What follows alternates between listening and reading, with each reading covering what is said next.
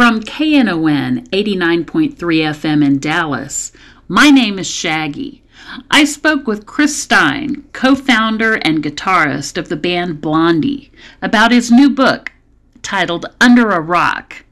Chris Stein's website is chrisstein.nyc. You're listening to that interview from September the 25th, 2024. I made my first ever trip to New York City. How was that? On September 11th. And Chris, it blew my mind. Nice. It's still going on. What's that? It's still happening here. The mind-blowing? Yeah, just everything. It is. I have to tell you two things just off the record here first. This means a lot to me because Blondie was the band that changed my whole musical aspect back when I was 14 years old. And when I was 16, I started doing the radio show here at KNON. Nice. And it changed the whole trajectory of my life. And so making that trip to New York was a really big deal. Talking to you the day before I made that trip was a really big deal. And I want you to know two things that happened. So I arrived at the Dallas Love Field Airport at 5 o'clock a.m. to get on my very early flight. So the terminal was kind of empty. And I walked into the terminal after getting through the clearance. I turn the corner down the long hallway and I hear music really loud coming from a store in the terminal that is closed. The roller gate is down, but it was like a makeup store or something. And they were blasting loud music and it was Heart of Glass. Nice. So I get on the plane, I fly to New York City. In all of the personal things that I wanted to do one thing that was very important to me that was real touristy kind of thing. I'm one of those people that has an affection for Rockefeller Center and the gold sculpture and where they put the Christmas tree and the ice skating rink. That meant a lot to me because that was what I used to see on TV with my mother at Christmas time. And, you know, my mother has passed on. And so one night when I was totally exhausted and everything had been random, like I didn't have really much schedules. I was just doing things spontaneously. So I got off the bus at Radio City Music Hall, and there was a band playing at Radio City Music Hall I'd never heard of, but I just wanted to go. So I went in, saw the show, came out. It was late, 11 o'clock. I'm like, any place to get food? And they're like, yeah, everything's closed. So I start walking. So when I turned the corner, I saw the flagpoles, and I was like, oh my God, I'm really here. Like that's when it got very emotional for me. I turn the corner, I see the flagpoles, and I hear music. I didn't just hear any music. I heard Chris Stein playing guitar really loud. Nice. They were playing Rapture right the moment I turned it, and I started taking video, and I'm like taking video of the music coming out of the speakers, and it blew my mind. I was like, it was like I was being welcomed or something. It was fantastic. Well, you know, we did the first two records in Radio City, in the studio they have upstairs. Yeah, Are you serious? Plaza. I think it's still there. Called Plaza Sound at the time. I think it's probably still there. It's been there for many years, since the 30s, 40s, whatever. I don't know. Wow. Well, all right. I think I'm going to skip the canned intro that I was going to read because we just did the intro. Oh, good. Didn't we? Didn't you go to CBGB's or any of that crap?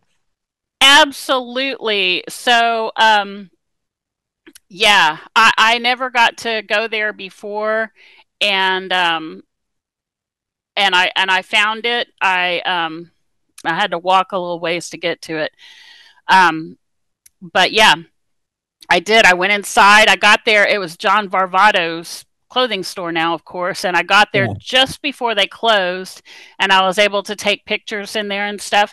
And then a friend of mine that lives in another state, but I keep up with her through social media, Gaylin, she posted yesterday that, or day before, that it was Hilly Crystal's birthday.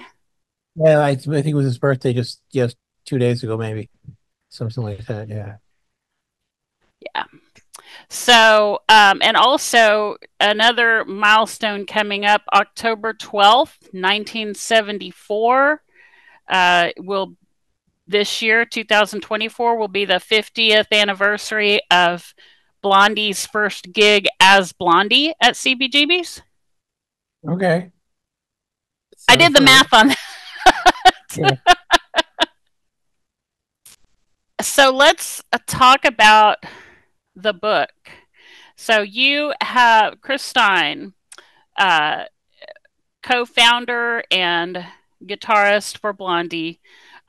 You have written your book Under a Rock. I have a copy in my bag. I have a copy in my bag. When I was there in New York, I made my way to Bookmark and got several of these. Nice. Thanks for supporting. You're welcome. And I had also gotten the audio book because I'm a writer and I'm a talker, but I'm not a good reader. I am more audio oriented. And so I've been making my way slowly through the book, and I've really only gotten up to like chapter 6 because I keep stopping and replaying stuff because it's all so much, and it just tells your whole story. It tells about your life and everything. And of course, that's published by Macmillan Publishers, St. Martin Press. And so Dennis Boutsikaris, the actor, reads the book. Say his name again. Dennis Boutsikaris. He's the guy. He's in Better Call Saul. I mean, you recognize him when you see his picture. He's in a lot of stuff. I wondered who that was. He does a really good job. Yeah, he was good. I just found it really difficult to do. It's one thing to talk like this, but the reading, speaking in an organized fashion is difficult. Yeah, I get it. So let's talk about just some general questions I have. Like a lot of people, I was unaware that you guys were you in particular, were so involved in the 1960s rock and psychedelic scene. You know, all I knew at age 14 in 1980 or 81 was, Eat to the Beat with skinny jeans and skinny ties. But you were at Woodstock. You were at Newport. You were there when Bob Dylan first went electric and blew up the whole thing. I went the year after. Okay. I went in 66, and it was kind of accepted by then. It was still controversial in 65. Okay. Well, I remember in the book you mentioning that Alan Lomax. Yeah, they had a fight. Him and what's his face, the manager, supposedly had a fist fight over they were just pissed off about all the focus. Folk people were very purist about the whole thing. Right. And you write in the book about McDougal Street and Washington Square and a scene where people were like just jamming outdoors. This is when you were a teenager, and you mentioned, I love it that you give a shout out to Jerry Jeff Walker playing at the Night Owl Cafe. Tell us about McDougal Street and how you got into that. When I was a kid, that was like the youth center. Everybody went there. Lower East Side was still just kind of neighborhood at that point. It wasn't a whole thing. It was starting to come up, but all those clubs and little cafes were the center of things. Goes back to the beats a little bit. I see. We have a show here on KNON called Notes from the Underground. It's a all 60s garage rock and psychedelia show, Wednesdays 8 to 10 p.m. I think you'd like it. Yes. Um, when I listen to songs, especially like on Shayla from Eat to the Beat, there's a few really twangy, almost country style guitar licks. And Yeah. so I really honed in the book when you said that you were enamored by Lester Flatt and Earl Scruggs, and you do the finger picking style guitar playing. Can you talk about that a little? Well, yeah, no, I don't know why I was drawn to it. Like the first electric band I saw was the Blues Project, and Danny Kalb was the guitar player. He used to play with finger picks. That was, I mean, Al Cooper came out of that band. A lot of these old timers, I don't know who knows these names anymore, but the Blues Project were an interesting band. And John Fahey, you were. John Fahey was a big hero. Yeah, I got to talk to him. I saw him live a couple of times. He was a great character. We have a lot of blues shows here on KNON too. This is it's all so much. I mean, when I got to like chapter four and chapter five, I'm like, hanging on every line because there's so much detail um, about the music and everything. But something that you talked about in the book that I also loved was quirky little details. Um, you you talk about when you were a child, and you were born in 1950, and there was a TV show called Winky Dink that you Yes, mentioned, Winky and Dink. Winky Dink was a trip. Winky Dink was, this an interactive TV show, and you would send away for this kit that had a piece of plastic that you would stick to the TV screen, and then Winky Dink would get into a jam, and you'd have to draw stairs for him to go up or something like that. So you draw with crayons on the plastic screen, but it caused a kind of national scandal because kids were just all scribbling on their TV screens with crayons at that point and foregoing putting on the piece of plastic. That was a thing. I got this guy friend who grew up in Queens, and ironically, he had just been telling me about Winky Dink, and I'd never heard of it before, and I Yes, didn't believe him. And Winky then Dink's and then pretty I obscure. It's pretty obscure.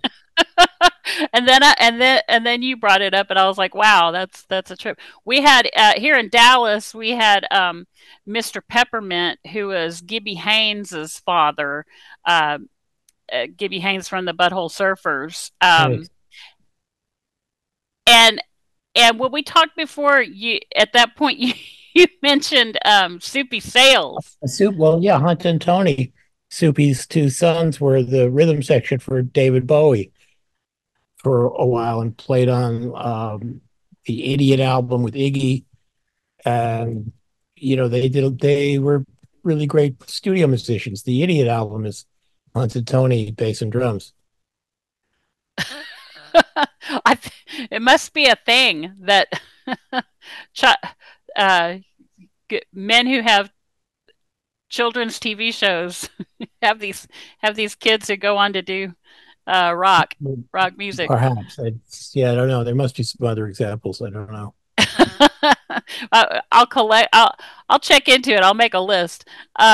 Interesting to note. Okay, so there's another thing that is mentioned in the book that I've seen in other instances, other writers who've written about you. There, chapter 4 is loaded with all kind of details, but it kind of culminates with the collapse of the Broadway Central Hotel and the Mercer Arts Center on August 9th, 1973. What's the Mercer Arts Center? Mercer Arts Center was pretty unique. It started out by this couple whose name escapes me at the moment, who were contemporary artists, and they put together the Center for Video and Live Events, and there was a little boutique in there.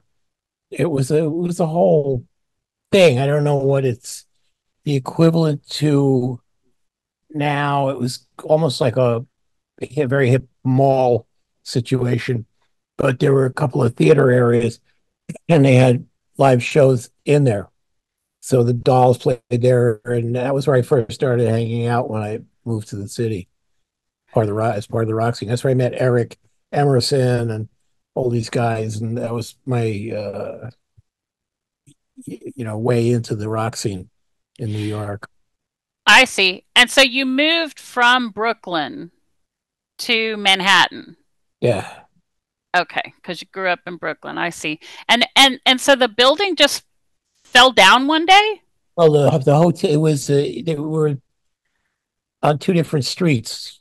One was on, I guess, Broadway, and the other was on Mercer Street, but they were connected. So the hotel was old and decrepit and fell down, and Mercer was connected to it. So the whole thing just collapsed. Crazy. Yeah. It's in that stupid Scorsese TV show called Vinyl. I don't know if you're anybody, I mean, it wasn't really good. It was not a good representation, but they were trying to represent that period with the Dolls and the upcoming music scene in the 70s. And it starts out with the Mercer collapsing. Oh, I'll have to check that out. It's not worth I mean, it's interesting. Not worth checking out. Bad. I don't know why they missed it so much. I really expect more. I don't know if Scorsese directed or produced it, but he's connected to it. But Mercer, I mean, they have it collapsing during a Dolls concert in the evening, and it just collapsed in the afternoon, and it's not factually accurate. It's kind of a fantasy version of the whole thing. Okay. It did fall down. What a wild thing. So also, you mentioned that there was a significant David Bowie concert that happened at Radio City Music Hall in 1973, and I'm going to quote you. You say, although the glitter movement was in full steam, the New York Dolls, Iggy Pop, and others were waiting in the wings, indicative of something else. Everybody was aware of Bowie since his, coming up in the UK. That was just this one event I was at that was memorable. It was everybody who was anybody was there at that thing. I guess it was the Spiders period around then. I'm not sure. Gotcha. And then in chapter 5, you meet the Stilettos and you meet Debbie, and you join the Stilettos, and y'all start playing at CBGB on bills with television. Yeah. Yeah, television those guys were great. They were, I'm glad I got to see a lot of shows that had Richard Hell. They were a terrific lineup with Richard. It was very exciting initially. And all these characters are peppered throughout the book, where you're kind of just randomly meeting these people, and you even talk about meeting a guy. I think maybe you knew him from school or from something. You say I knew a guy named Tommy who had a band called Butch. He told me he had another band called the Ramones, and I thought maybe they were a Latin group. Yeah, no, I knew Tommy from Mercer Arts. He used to play there with this other band. I probably saw them. I can't really remember, but I remember the Ramones right away at CB's. They were really awesome right from the beginning, and I think we played with them the first time they were at CB's too, if I'm not mistaken. The dates are there. Yeah. Also, the world lost James Earl Jones recently. Yeah. And you and Debbie Harry were extras in a movie with him back in those days. That's right. I forgot. Yeah. That was another bad movie, but kind of interesting in a weird way. Also had Don Murray, who was the opposite Marilyn in Bus Stop. He was the other star. Weird ass movie. I think it's on YouTube for free. It's called Deadly Hero. We're not even, Deadly Hero. We're not credited. We're just like in the beginning section as part of this sort of band orchestra rock and roll concert thing. It's long and involved. James Earl Jones is like the sympathetic villain, but who gets murdered by Don Murray, who's a cop. But it's involved. Well, but the director went on to make porn movies in California. I remember that detail too. there are some this is a colorful book. There are things in the book that are, kind of out there, kind of shocking. I hope so, yes. you also, let's talk about your photography. So last we spoke, the September 19th opening at what's the gallery called? It's in the Soho Grand Hotel. They have opened a gallery. It's the first thing there. It's nice. It's not huge, but it's cool. Stuff looks good. I went down there for that. So, people who are, casual listeners may not know that you are a lifelong visual artist. You primarily are a photographer. Yes. Well, I did my fair share of graphics and drawings and stuff also, but the photography is the main thing. I do have 3 books out of New York stuff, and then a 3rd book of our relationship with Giger, the alien guy, H.R. Giger. So there's all that stuff too. That led me to another memory that I have from my recent trip was I know a guy. He used to live here in Dallas, and he moved up to New York City long time ago. He's a photographer. In fact, I used to be in a band with him back in the day, and he's got a store on 24th Street between 6th and 7th. Yeah. Avenue. He, I guess, leases or rents big production equipment for big photo shoots, like the big umbrella lights. It's a lighting specialty resource for photographers. Yeah. And I went and visited him while I was there, and I had to leave it was very interesting. I had to leave my cell phone on the charging pad at his store for like a couple of hours while he was working, and because my phone wouldn't charge up. But it was lucky that was the circumstance, because what I did to kill some time, I said, is there some place I can walk just right around here and see something? He says, yeah, there's a park right down the street. If you just walk that way down 24th, you'll come to Madison Square Park. And so I walked down there. It was really hot. It was really hot while I was there. Not like Texas hot, but hot enough for me. And I was glad that I got to do that, because in the book you mentioned those parks and stuff, and people in Texas, our parks are not the same as New York City parks. And you go to a park in Dallas, it's kind of out in the suburbs, it's kind of away from things, and it's about sports. You go to a park here to play soccer, to play, some kind of sports thing, swing on the swings.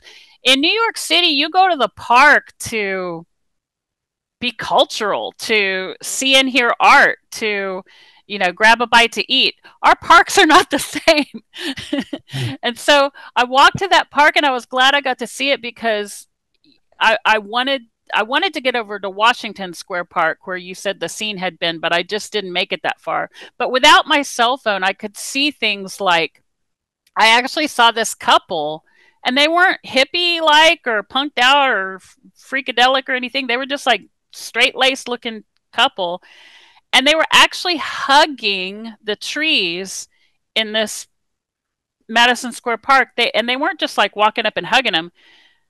They were holding the trees in long embraces, and you could just tell they were like transferring energy and stuff. And they, and while they were doing that, and I'm looking up at these magnificent trees that I'm sure have been there for hundreds of years, there's a gospel band out in the middle of the grass playing live gospel music. There's a jazz trio down at one end playing live jazz, and they're like masterful. You can tell they're students and stuff. They're like they got it going on. And I'm just taking all this in, and I'm like, thank God I don't have my phone, because I'm just present with this. And I walked down to the other end, and I thought I had made a full circle, but I hadn't. I'd only gone halfway around the circle. There was another jazz trio, looked just like the other one. Nice. Yeah, it's always going on here.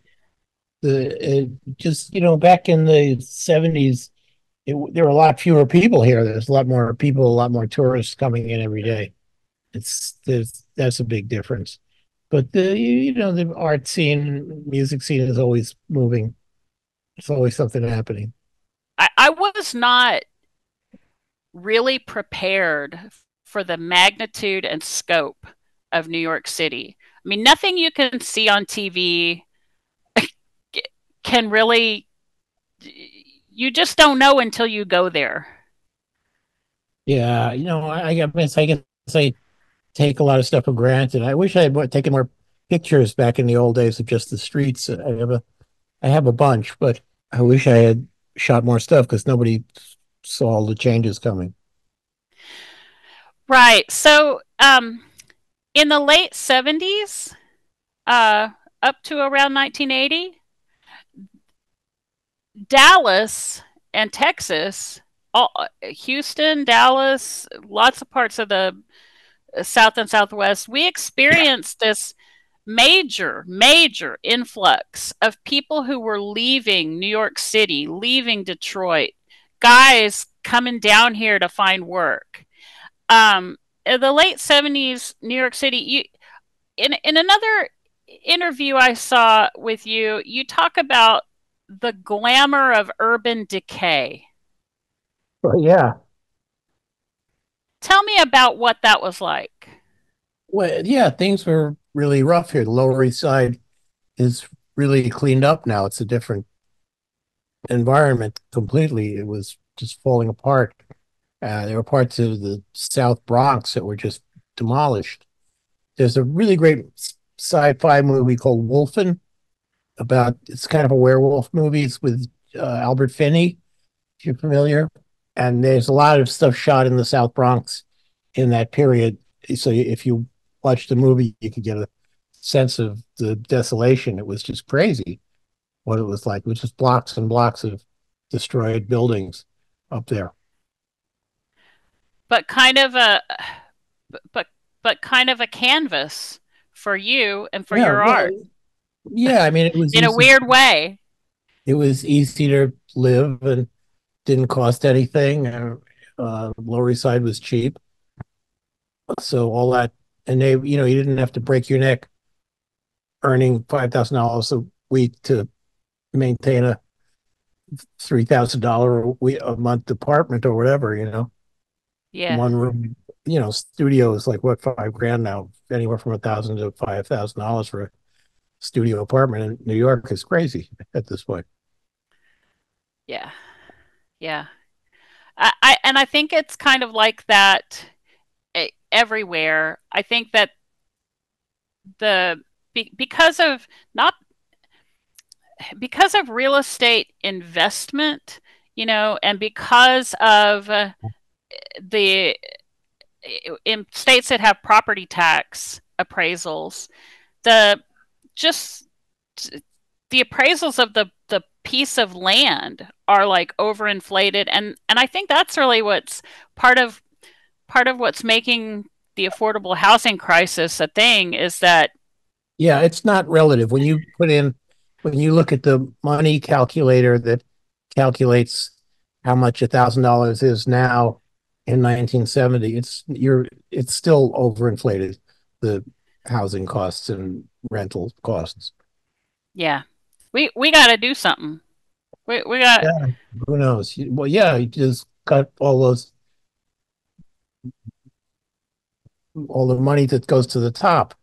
All the CEOs and all those guys are making something. I mean, people are complaining about food prices now, but it's the fucking, conglomerate, whatever, Costco Yeah. or whoever is making all the money, a handful of people, and it's just reflected downwards. Elaborate investment schemes in Yeah. in ways that, yeah, common folks aren't even. Talking to you is kind of like my trip to New York City. I had so many things on my list that I was never going to get to in 4 days' time, and I feel like you and I could go on forever.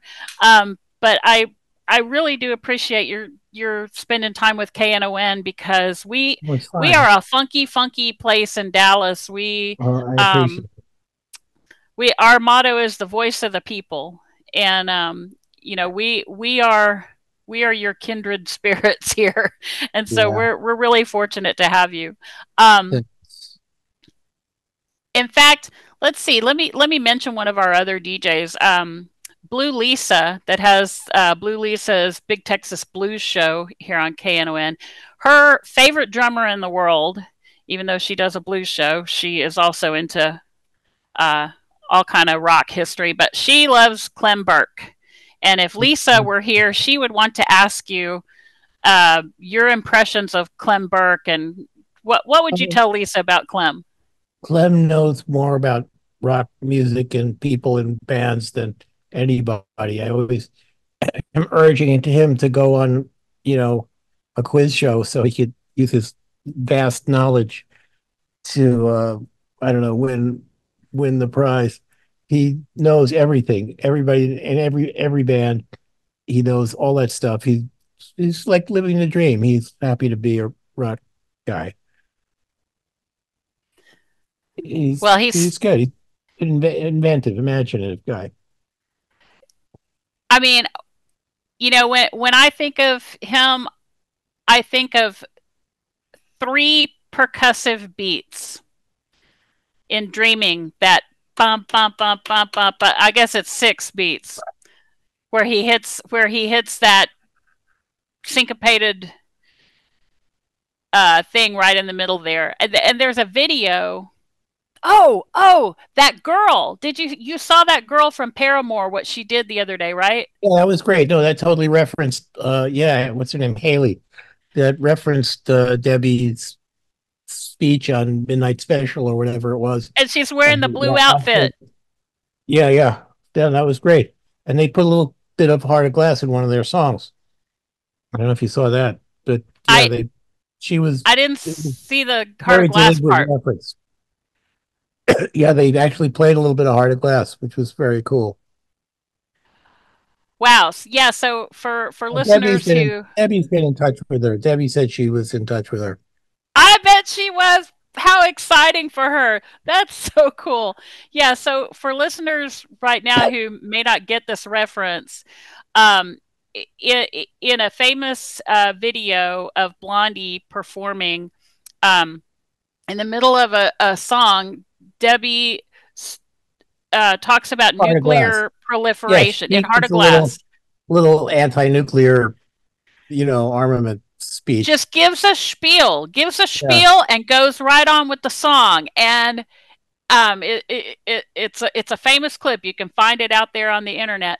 But so the girl from Paramore the other day mimicked Deborah Harry and did a recreation of that, but in the modern day political spectrum, and it's out there on the internet. You can find that too. Yeah, plus she wore the outfit. And wore the outfit well. Yeah, that was brilliant. I thought that was great, actually. Wow. So cool. What else have I got for you? I'm just having so much fun. Let's talk about the other things Blondie has done recently, you put out a retrospective. You put out the LP box set. Well, you can Oh get yeah, it in all all that different stuff. Yeah, formats. God, there's so much stuff collected for that. All these little bits and pieces of weird things and tapes and home tapes, all that kind of stuff. It's a massive thing. It's called Blondie Against the Odds, Yeah. 1974 to 1982. And there's also a graphic novel of the same name that's kind of like a Blondie comic book. Yeah. Yeah, there's always that kind of stuff. We finished it. We have a new record that's done now. We're just getting the final mixes back from it. That should be out next year as well. But the box set is worthwhile if you want to hear, for the deep fans. It's if you want to hear all the odd stuff and home stuff, it's all in there. There's a Well, lot of I love history. it. I love it. There's a bunch of stuff on there that's kind of the real strong 60s girl group vibe, kind of like the Chiffons. Um, so those are tracks that weren't released otherwise. Yeah. It's yeah, it's full of nuggets of wonderfulness. Love it. Um, and then of course you've got the book now, Under a Rock by Chris Stein, and Debbie does the forward. Yeah, she has a little forward in there. And who Yeah, is we the got the other book. lady? Oh, Romy's just an old friend of ours from uh New York art scene. She's a great writer. Did a lot of spoken word poetry stuff. I've known her for, 40 years, whatever. So she had this little piece that she showed me many years ago, and I then somehow it came up again, and I thought it would be really great for an intro piece for the book. And it's very authentic. It's very. I'm not going to give away a spoiler. I'll Yeah, you need to experience that spontaneously because it's really it, it's it's different. It's yeah. different. I'll let people discover that on their own. But I don't want to keep you forever. But I just really want to appreciate you and thank you for sharing your Thanks. voice with the voice of the people here in Dallas, Texas. And my best to you. And so do I'll leave you with one last question. Do you, like I said, you could never see all of New York City. You could live forever and never see all of New York City and all the stories. And you've got so many stories. Do you feel like you've said everything there is to say? Do you feel like you have, in your artistic life, do you feel like you've covered it all? What Well, what else you going to do? I will work on some more music. I got to get my computer up and running. Um, Work on some more music next. I'm concerned about the world situation, of course, Yeah. but everybody is. But Yeah. things are screwed up now. See, it's hard to say. What's going to change things. Yeah. Well, let's let's hope that art will continue to change people in ways that we can all connect in. Yeah, I hope so. Thank you so much, Chris. Have Thanks. have a great day, and hopefully Thanks. we'll. And again, thanks for supporting. I appreciate it. You bet. We'll meet somewhere down the road. Okay. Peace. Bye.